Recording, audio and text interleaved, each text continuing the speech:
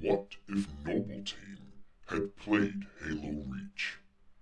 Let's go back to that fateful day.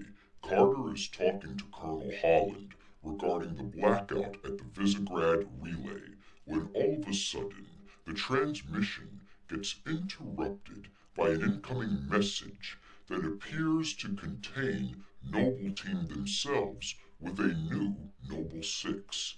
It proceeds through to show a Covenant invasion of Reach, a supercarrier attacking the planet from above, a dangerous mission that ends up killing every member of Noble Team one after another. Carter sees all of this and is immediately skeptical of it, but at the same time, just to be on the safe side and determine whether or not this was a message or simply a simulation, he decides to investigate whether or not there is a supercarrier actually cloaked above Reach. So he has Dot perform a scan over the Vieri territory for any gravitational lensing of light that might indicate a cloaked ship of some sort. And then further, he has Dot scan for any ion trails, because that might indicate the presence of Covenant ships. The results come back and are consistent with the presence of a cloaked Covenant supercarrier. So, after hearing this news, Carter believes everything he saw in the transmission of a possible invasion on Reach, and he notifies Colonel Holland, and then he goes and rescues the scientist's daughter and gets back to Data Chip. They then go to plan Operation Uppercut, but because they saw in the transmission how badly this mission went the first time, and that it resulted in the loss of George, they plan an alternate strategy for Operation Uppercut. Now, obviously, they don't necessarily tell the leadership at the UNSC where they got this information, but they just say that their sensors have detected Covenant activity, and that is good enough for UNSC leadership. So essentially, our prophetic Noble Team then goes and does a new plan to destroy the supercarrier.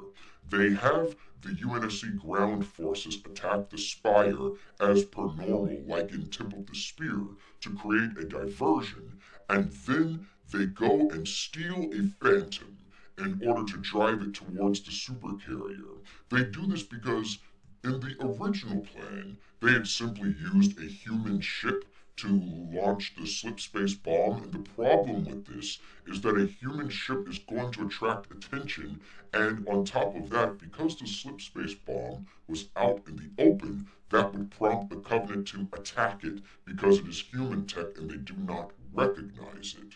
This would lead to it being partially damaged and Noble 5 having to activate it manually.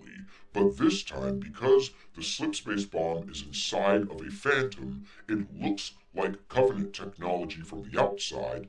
Nothing is suspected. They then take this Phantom, fly into the docking bay of the supercarrier, they activate the timer on the slipspace bomb, jump into a different Phantom, fly back down to Reach, and the Long Night of Solace gets destroyed by the slipspace bomb.